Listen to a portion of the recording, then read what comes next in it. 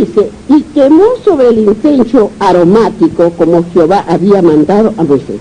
Puso asimismo las cortinas en la entrada del tabernáculo y colocó y colocó en el altar del holocausto, en la entrada del tabernáculo de reunión, y sacrificio sobre el holocausto y ofrenda como Jehová había mandado a Moisés.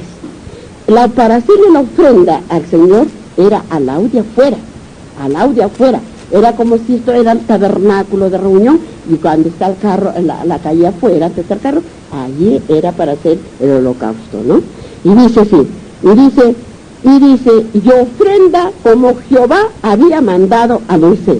Y puso la fuente entre el tabernáculo de reunión y el altar, y puso en ella agua para lavar. Mire, y Moisés y Aarón y sus hijos lavaban en ella sus manos y sus pies. O sea, tenían que entrar, pero completamente limpios.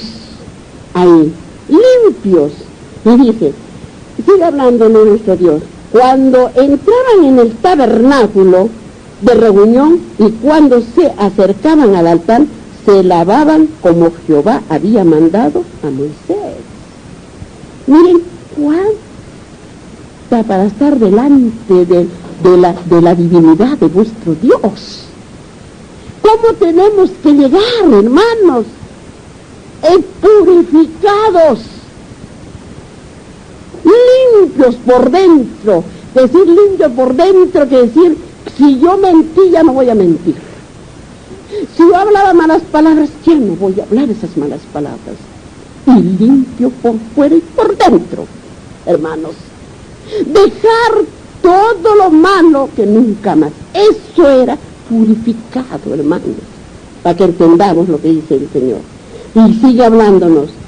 Dice, y finalmente dirigió y finalmente erigió el atrio alrededor del tabernáculo del altar y puso la cortina a la entrada del atrio. Así acabó Moisés la obra. Ahora, dice, para terminar, hermanos, lo que Dios dirigía y dirige actualmente, pero el hombre es el que hace la transgresión de su ley. El hombre es el que desvía el camino, porque detrás de él hay otro devorador, quien hace pecar. Y la paga del pecado, ¿qué es? Muerte. La paga del pecado, muerte, hermanos. Miren lo que me sigue hablando para terminar. En el mismo capítulo 40 y el versículo 34, dice, la nube sobre el tabernáculo. Miren, o sea, había una nube arriba del santuario que estaba hecho para estar en la reunión ¿con quién? Con vuestro Dios, ¿no? Miren lo que dice. Miren cómo habla nuestro Dios y nos dice a nosotros, para que nosotros lo escribamos en nuestro corazón y en nuestra mente, hermanos. Entonces una nube cubrió el tabernáculo de reunión, y la gloria de Jehová llenó el tabernáculo. ¿Quién estaba encima del tabernáculo? Dios, estaba nuestro Dios. ¿Y quién estaría aquí, hermanos, que nosotros y con ese corazón contrito estamos? ¿Quién cree que estaría? Vuestro Dios. Aquí. Y sigue hablándonos, dice, y no podía Moisés entrar en el tabernáculo de reunión, porque la nube estaba sobre él, y la gloria de Jehová lo llenaba. ¿Ven? Y cuando la nube se alzaba, el tabernáculo y los hijos de Israel se movían, ¿ves? Se movían en todas sus jornadas. ¿Cómo sería la presencia de vuestro Dios acá arriba, hermanitos? ¿Cómo sería esa nube? Y que Él estaba sus ojitos, sus alas cubriendo a su pueblo. ¿Se pueden imaginar, hermanos? Miren lo que sigue hablándonos nuestro Dios. Y dice en el versículo 37, pero si la nube no se alzaba, no se movía hasta el día siguiente. En aquella se alzaba, porque la nube de Jehová estaba de día sobre el tabernáculo, y él luego estaba de noche sobre él, a vista de toda la casa de Israel, en todas sus, ¿qué dijo? En todas sus jornadas. O sea, la presencia de vuestro Dios estaba siempre con ellos, de día y de noche. ¿Cómo fue que los llevó cuando los sacó de Egipto? ¿Qué es lo que iba arriba de su pueblo que huía de Egipto? Estaba la nube, estaba la presencia del Señor. Y hermanos, ¿y cuándo fue el primer bautizo de la raza humana de los hijos de Dios? ¿Cuándo fue el primer bautizo? Cuando cruzaron el mar. Entonces, cuando vieron el abismo de la tierra y el agua a los lados, fue el primer bautizo. El bautizo de vuestro Dios que hizo a todos sus hijos, hermanos, porque todos pasaron por el agua. Dan cuenta, para que nos demos cuenta, para que mire cómo Dios, para hacernos entender las cosas divinas de vuestro Dios. Amén, digan, hermanos. Hemos terminado. Cuando ustedes hablemos de la gloria de vuestro Dios, es algo infinito, algo divino, lo más divino que puede ocurrirnos a un ser humano, conocer cómo estaba la presencia y cómo puede estar la presencia de vuestro Dios encima de nosotros. Sino que nosotros somos soberbios, que no queremos entrar a ese yugo de estar con vuestro Dios, con nuestro Señor, no haciendo las cosas malas, sino todo lo bueno. Aunque en ello nos vaya la vida, hermanos, aunque en ello nos vaya la vida, porque total perdemos la vida en este mundo, pero volvemos a resucitar para la vida eterna. Esa es la que debe preocuparnos a todo ser viviente que somos nosotros, hermanos. Para terminar, nos vamos a Números, al capítulo 9 y al versículo 15 y 23, a Números, hermanos. El día que el tabernáculo fue erigido, la nube cubrió el tabernáculo sobre la tienda del testimonio, y a la tarde había sobre el tabernáculo como una apariencia de fuego hasta la mañana. ¿Quién estaba ahí? Vuestro Dios estaba allí, hermanos. Vuestro Dios estaba allí, hermanos.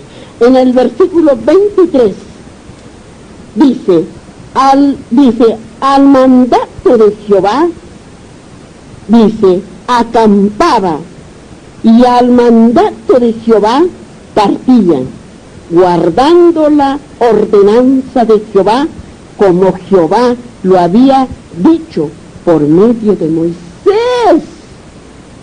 Gloria a Dios, hermanos, gloria a Dios. ¿No les alegra conocer cómo era y cómo quiere que seamos nosotros, vuestro Dios, para estar en la presencia con Él para siempre? Miren cómo dice aquí, hermanitos, en el versículo 23, el mandato de Jehová acampaba, ¿ves? Acampaba, y dice, y al mandato de Jehová partían. O sea que Él es el que ordenaba, Él es el que le hablaba y decía, tú para acá, tú para allá, pon esto, lleva aquello, todo. como un padre amoroso llevaba a su pueblo, como los niños seguramente los guiaba, hermanos. ¡Qué maravilla conocer la palabra de vuestro Dios de verdad! Como niñitos, como sus hijos amados los llevaban a su mandato, como un padre amoroso. Ven para acá, lleva aquello, pon aquello. ¿Cómo decimos a vuestros hijos nosotros? ¿Con amor o sin amor? Con amor. ¿Cuánto más nuestro Padre nos ama a nosotros? ¿Y cómo somos nosotros? Rebeldes. Primero hacemos las cosas del mundo y después para vuestro Dios. Lo mejor para el mundo y lo peor para vuestro Dios. Cuando Él debe ser primero en el mundo. Amén. A Segundo Testamento. Nos vamos a San Mateo porque también vamos a terminar también en San Mateo.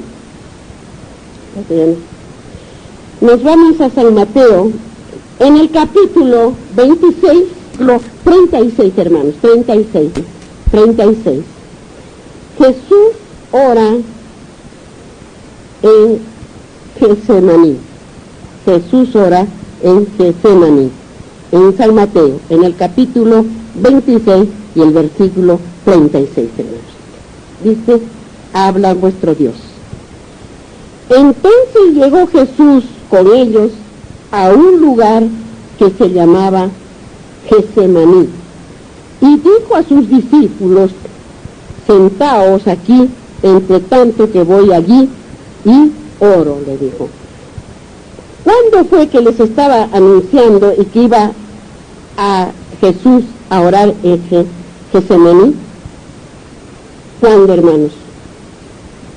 ¿Cuándo estaba yendo ya ahí ya vuestro Señor?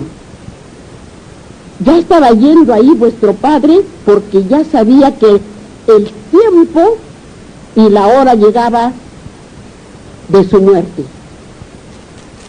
Y Él estaba yendo a orar. Ay, hermanos, vuestro Señor, a hablar con su Padre amado.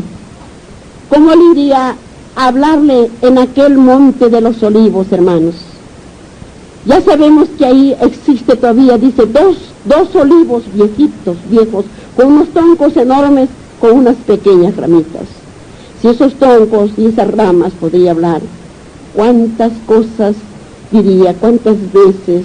¿Qué hablaría vuestro Dios ahí arrodillado delante de su Padre? ¿Cómo habría suplicado? ¿Cómo habría llorado que pasara aquel trago amargo de lo que le iba a venir? ¿Por la salvación de quién, hermanos? Por la salvación del hombre en la tierra, por toda la humanidad del hombre en la tierra, hermanos. Y sigue hablándonos nuestro Dios, y dice, y tomando a Pedro, dice, y a los dos hijos de Zebedeo comenzó a entristecerse. ¿Ves? Comenzó a entristecerse. Dice, y a angustiarse. Se entristeció, tomando a esos dos hijos, se entristeció, dice vuestro Señor, dice, ¿no? En gran manera, dice, en gran manera. Entonces Jesús les dijo, mi alma está muy triste hasta la muerte. Hermanos, cuando yo leo estos pasajes, es muy triste para mí. De verdad, les digo, hermanos. Y mire, entonces Jesús les dijo, mi alma está muy triste hasta la muerte. Quedaos allí y velad conmigo, les dijo. O sea, Él los dejó y Él fue más allá para adorar, para hablar con su Padre, con vuestro Dios. Yendo un poco adelante, se postró sobre su rostro, orando y diciendo, Padre mío, si es posible, pasad de mí esta copa, pero no sea como yo quiero, sino como tú. ¿Qué dijo?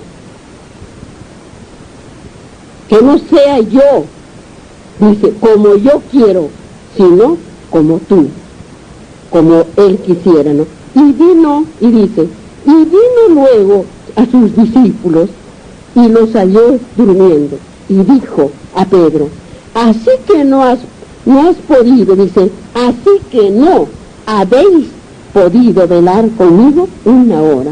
O sea, ya se durmieron ellos. Él estaba solo, seguramente desesperado, porque él sabía que la hora ya le llegaba. Desesperado, orando, ¿qué hacer?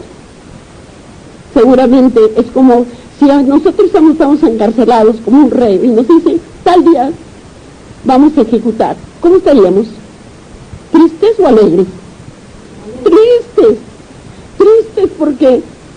porque digamos nosotros, ¿no? Porque ya nos llega la hora, es decir, tristes estaríamos siempre y cuando que no conoceríamos bien al Señor, ¿no? Estaríamos tristes porque nos va a llegar la muerte, pero Él también estaba triste como hombre en la tierra, hermanos, y nosotros también nos pondríamos tristes como seres humanos en la tierra, pero alegres porque resucitaríamos para la vida eterna, ¿no es cierto? Alegres, pero vuestro Dios también, porque estaría ya en el reino al lado de su Padre, esperándonos a nosotros, ¿no? Por eso tenemos que entender la palabra de vuestro Dios. Dice, entonces dice así, y dice, así que no habéis podido velar conmigo una hora, velad ahora para que no entréis en tentación. El espíritu a la verdad está dispuesto, pero la carne es débil. El espíritu quiere decir que nosotros podemos velar, pasar una vigilia a la noche, pero la carne es débil porque en el día está mal alimentado o cansado y se duerme. Es como que venimos al culto, hermanos. Yo no sé qué habrán hecho ayer, qué habrán comido ayer, que hoy día de repente se duermen y no escuchan el culto de la palabra de Dios. Eso es lo que tenemos que entender en lo que dice. Por eso dice, velad ahora para que no entréis en tentación. El espíritu a la verdad está dispuesto, pero la carne es débil. Hermanos, es lo que tenemos que entender. Muchos a veces que en el culto se duerme porque está débil la carne, hermanos.